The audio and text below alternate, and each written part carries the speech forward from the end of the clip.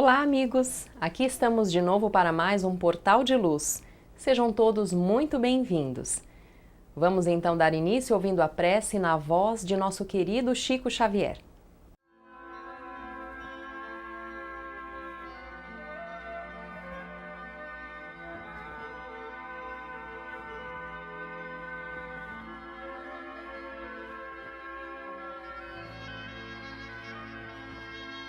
Cultivando paciência, se você foi vítima de preterição em serviço, reconhecerá que isso aconteceu em favor da sua elevação de nível. Se perdeu o emprego ante a perseguição de alguém que lhe cobiçou o lugar, creia que alcançará outro muito melhor. Se um companheiro lhe atravessou o caminho, atrapalhando-lhe um negócio, transações mais lucrativas aparecerão amanhã em seu benefício. Se determinada criatura lhe tomou a residência, manejando processos inconfessáveis, em futuro próximo terá você moradia muito mais confortável. Se um amigo lhe prejudica os interesses, subtraindo-lhe oportunidades de progresso e ajustamento econômico, guarde a certeza de que outras portas se lhe descerrarão mais amplas aos anseios de prosperidade e de paz.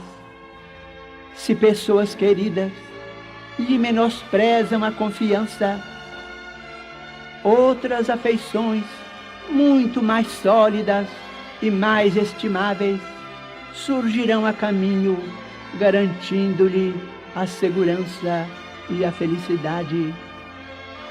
Mas nunca persigas, não atrapalhes, não desconsideres, não menosprezes e nem prejudiques a ninguém, porque sofrer é muito diferente de fazer sofrer, e a dívida é sempre uma carga dolorosa para quem a contraiu.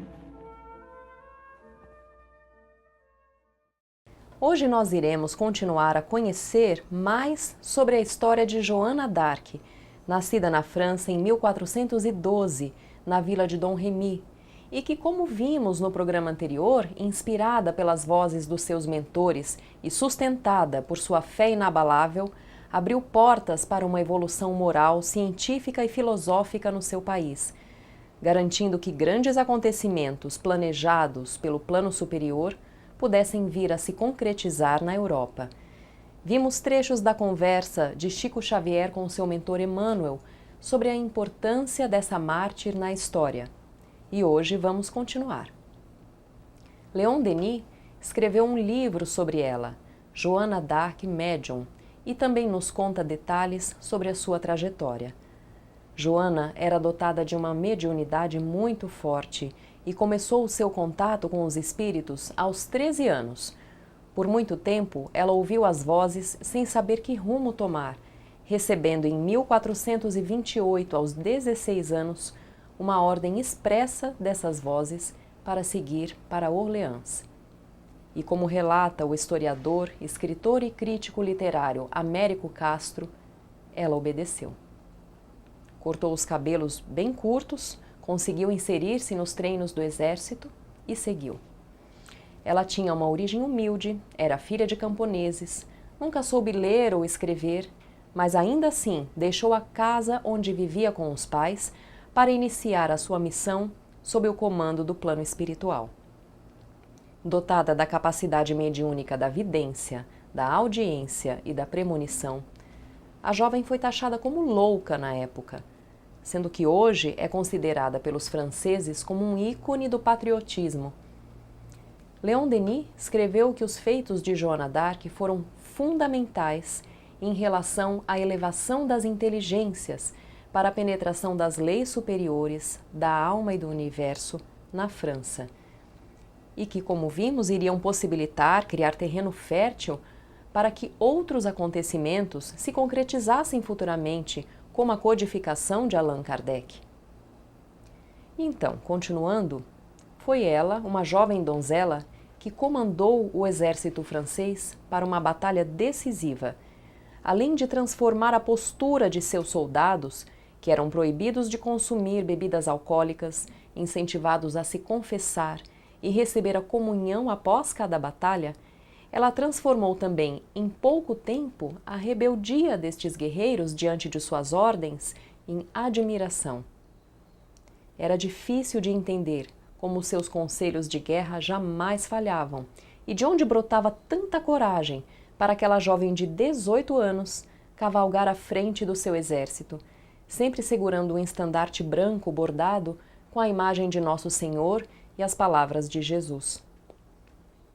A tomada de Orleans se concretizou e foi muito marcante.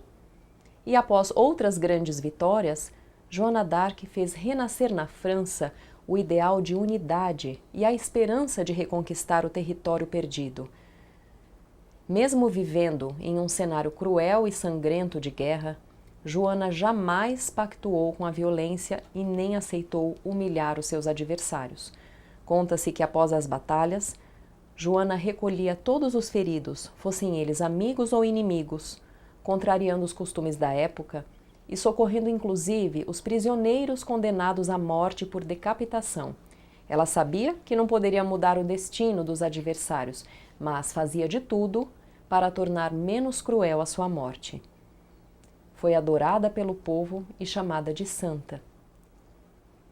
E em 17 de julho de 1429, Carlos VII foi solenemente coroado rei da França, tendo ao seu lado Joana d'Arc como um estandarte.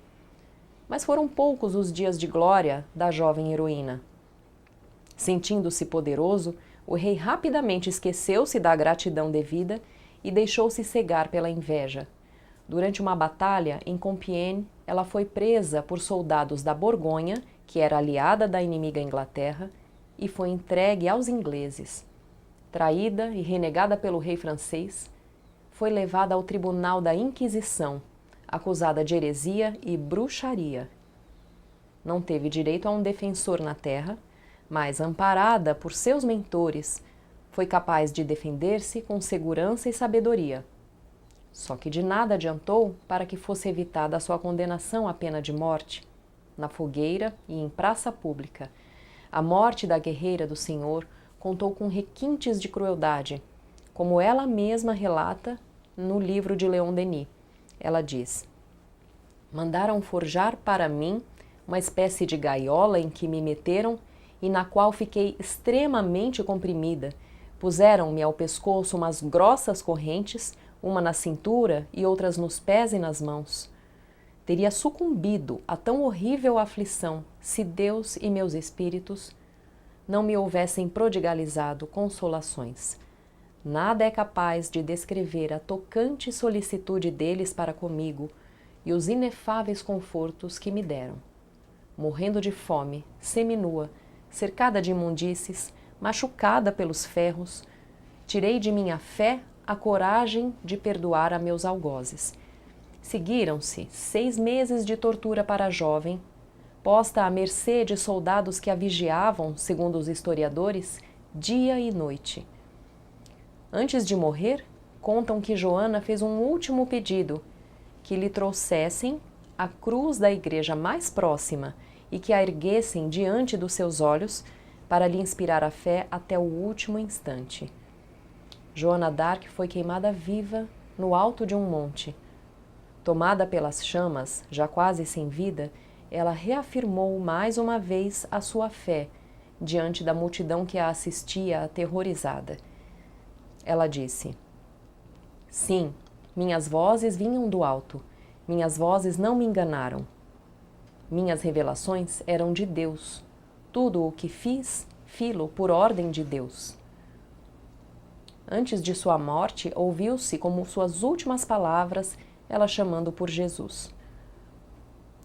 Joana d'Arc exemplificou a prática dos preceitos cristãos com tamanha retidão e determinação, sem se desviar ou duvidar do amparo divino, nem mesmo diante da violência de homens brutos, covardes, que se o seu exemplo fosse por nós seguido, ainda que em uma pequena parte, seríamos capazes de unir os povos e pôr fim às guerras atuais. Diante de todas as turbulências que temos passado no momento, fica aqui a inspiração e o exemplo de fé em Deus da jovem mártir Joana d'Arc. Nós vamos ouvir agora Educa a Tua Alma, que traz reflexões sobre temas da vida cotidiana sob a ótica espírita, com a nossa querida Sandra Marinho. Queridos amigos, queridas amigas, não restam dúvidas de que vivemos num mundo de relações. Creio que todos concordam que passamos a maior parte do tempo nos relacionando uns com os outros. Assim, influenciamos e somos influenciados por outras pessoas. É aí que está um ponto que merece ser analisado. Pois, via de regra, se não soubermos ponderar sobre o que nos é dito, nos é noticiado e nos é mostrado, passamos a agir sob o impulso de emoções ocasionadas por sugestões exteriores, sem passarmos tudo o que ouvimos e vimos pelo crivo da nossa razão. O grande perigo está no fato de assimilarmos ideias alheias que nem sempre dizem respeito à verdade e, assumindo essas opiniões externas, acabamos, na maioria das vezes, cometendo equívocos e, por que não, até injustiças, pelos quais teremos de responder mais dia menos dia pelos prejuízos que causaram. Essa constatação é muito séria. E nos dias atuais, nosso cuidado deve ser se desdobrar no sentido de raciocinar antes de tirarmos qualquer conclusão, antes de julgarmos qualquer acontecimento, antes de passar para frente qualquer informação que ouvimos, vemos através dos diversos meios de comunicação. A internet, com destaque às redes sociais, são eficientes instrumentos de propagação de informações, notícias e opiniões. No entanto, pensemos bem, o que realmente de tudo que nos chega através dessas redes nos ajudam no entendimento dos nossos desafios ou nos adicionam em conhecimento a fim de que possamos acrescentar algo para nós e para as outras pessoas. Até que ponto o acúmulo de informações que recebemos nesses contatos que nos trazem confortos, soluções, eles são reais? O problema está exatamente quando nós, assimilando a avalanche de ideias veiculadas e passamos a agir quase que instintivamente sob a influência dessas. Perdemos a nossa própria personalidade, omitimos, escondemos o nosso verdadeiro eu. É triste, mas infelizmente, nunca na história da humanidade, na minha opinião, tivemos tantas Maria vai com as outras, parafraseando o ensinamento recebido de nossos pais, quando nos ensinavam a pensar e agir respeitando os nossos valores e não segundo o modo dos outros, para não ficar fora da turma. Lançando mão de um exemplo atual, por ocasião da morte do ministro Teori Zavascki, do Superior Tribunal de Justiça, muito se especulou a respeito do acontecido nas redes sociais. Acredito que cada um de vocês que está aí nos assistindo, de um modo ou de outro, receberam as mais diversas teorias, envolvendo inclusive a vida particular dos irmãos e irmãs que desencarnaram no desastre. Uma avalanche de pessimismo e descrédito passou não só pelo nosso Brasil, mas também por outros países. Um horror, alimentado por tantas notícias irresponsáveis, sem fundamento ou veracidade.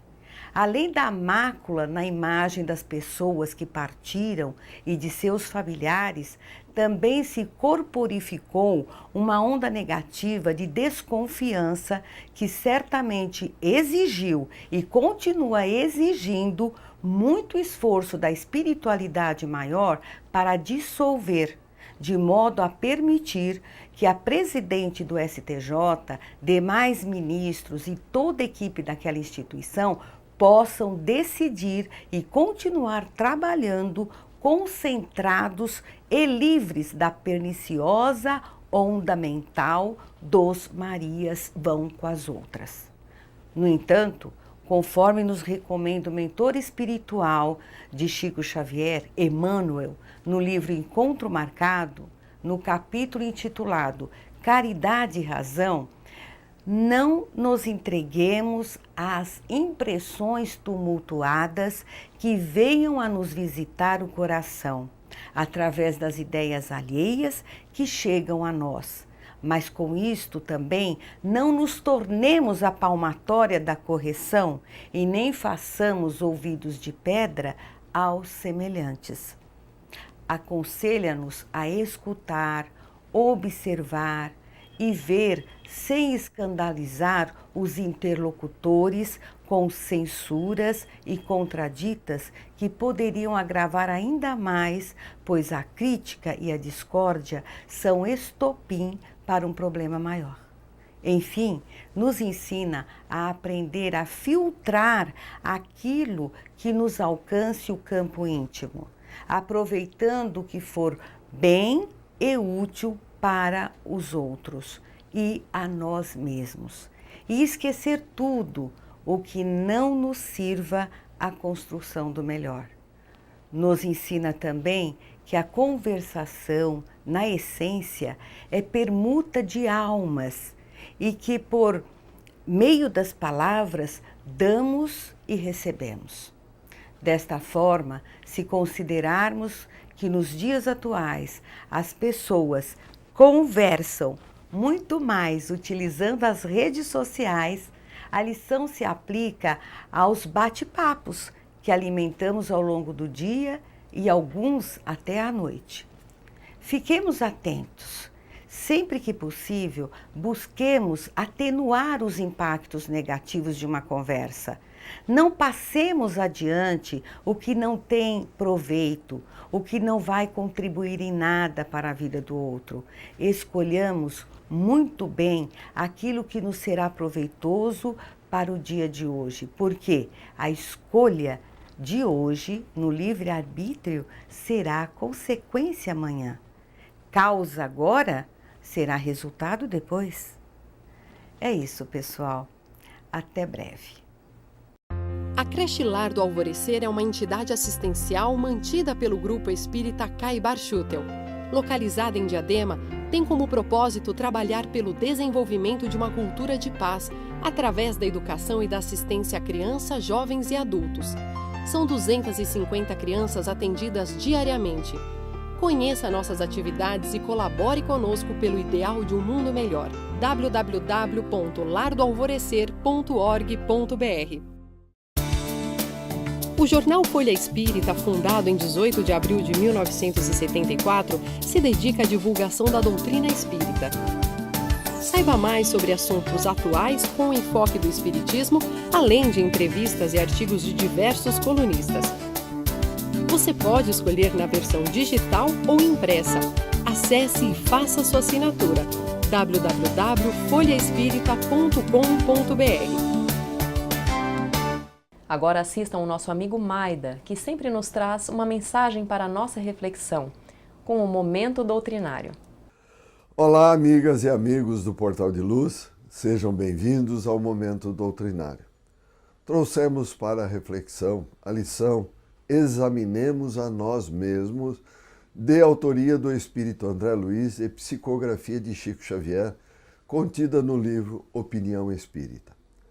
Considerando a pergunta 919 do Livro dos Espíritos, ou seja, qual o meio prático mais eficaz que tem o homem de se melhorar nesta vida e de resistir à atração do mal? Diz André Luiz, o dever do espírita cristão é tornar-se progressivamente melhor, útil assim, verificar de quando em quando, com rigoroso exame pessoal, a nossa verdadeira situação íntima. Espírita cristão que não progride durante 3 anos sucessivos permanece estacionário. Teste a paciência própria. Como? Estás mais calmo, afável e compreensível? Inquire as tuas relações na experiência doméstica. Como? Conquistaste mais alto clima de paz dentro de casa? Investiga as atividades que te competem no templo doutrinário. Como? Colaboras com mais euforia na seara do Senhor? Observa-te nas manifestações perante os amigos. Como? Trazes o Evangelho mais vivo nas atitudes? Reflete em tua capacidade de sacrifício? Como?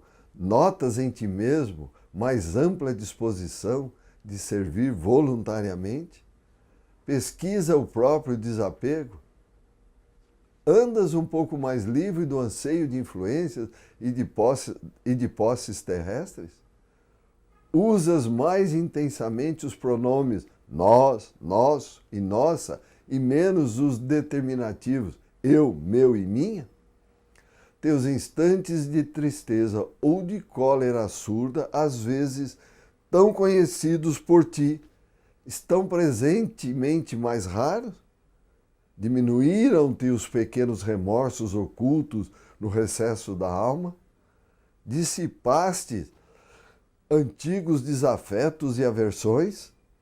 Superastes os laços crônicos de desatenção e negligência?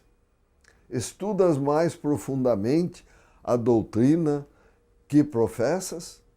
Entendes melhor a função da dor? Ainda cultivas alguma discreta desavença? Auxilias aos necessitados com mais abnegação? Tens orado realmente? Teus ideais evoluíram? Tua fé raciocinada consolidou-se com mais segurança? Tens o verbo mais indulgente, os braços mais ativos e as mãos mais abençoadoras? Evangelho é alegria no coração. Estás de fato mais alegre e feliz intimamente nesses 3 últimos anos? Tudo caminha, tudo evolui. Confiramos o nosso rendimento individual com o Cristo. Sopesa a existência hoje espontaneamente em regime de paz, para que te não vejas na obrigação de sopesá-la amanhã sob o impacto da dor. Não te iludas.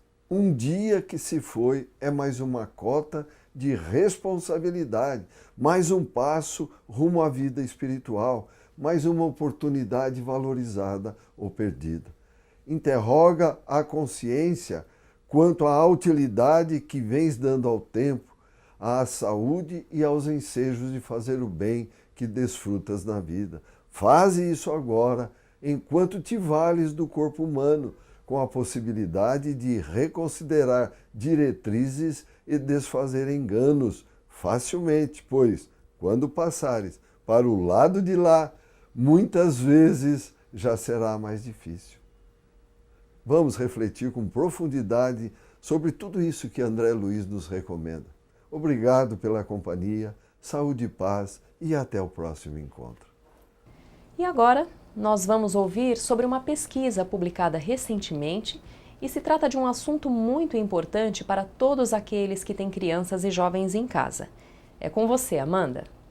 Olá, pessoal! Foi publicado pelo PENS, Pesquisa Nacional de Saúde Escolar, dados de uma triste realidade. Os jovens brasileiros tiveram mais acesso às bebidas alcoólicas e drogas nos últimos tempos. A pesquisa está na 3ª edição e foi realizada entre abril e setembro de 2015, com 102.300 alunos do 9º ano do ensino fundamental. Entre os entrevistados, 80% tinham de 13 a 15 anos. De acordo com o estudo, o acesso a bebidas alcoólicas cresceu em relação à última edição, de 2012. Naquele ano, 50% dos entrevistados relataram já ter tomado ao menos uma dose de bebida alcoólica, e em 2015 subiu para 55%. O dado mais preocupante, porém, mostrou que tanto em 2012 como em 2015, 1 em cada 5 jovens teve ao menos um episódio de embriaguez. Diante disso, fica a pergunta: qual a melhor idade para se falar sobre drogas em casa? Como falar? Como manter os jovens afastados delas? Muitas vezes os pais querem falar, mas desconhecem o assunto e não sabem abordar as crianças e os adolescentes. Médicos, psicólogos e educadores são unânimes. Crianças a partir de 7 anos normalmente já possuem amadurecimento para conversar sobre o assunto. Porém, é muito importante que os pais estejam bem informados antes de puxar a conversa. Os profissionais recomendam uma conversa aberta e esclarecedora para evitar que as crianças e os adolescentes tenham acesso a informações distorcidas e acabem seguindo maus exemplos. E essa conversa deve acontecer tanto em casa quanto na escola, que também possui um papel muito importante. Eu mesma tenho 10 anos e tive aula sobre prevenção ao álcool e às drogas no 5º ano do Fundamental, e todos aprenderam muitas coisas importantes. O exemplo da família é muito importante e faz toda a diferença. Segundo os especialistas, fazer uso de drogas, mesmo que cigarro ou álcool, pode despertar o interesse das crianças e dar maus exemplos. Os jovens são a população mais vulnerável. Querem a liberdade, não têm experiência e podem fazer escolhas erradas se não tiverem o apoio e a orientação da família e da escola. Esse assunto é muito sério e não pode ser esquecido. Fica a dica. Tchau, galera! Esperamos que vocês tenham gostado do nosso programa de hoje. Tenham uma excelente semana, cheia de luz, amor e fé. E não se esqueçam, semana que vem estamos aqui. Até lá!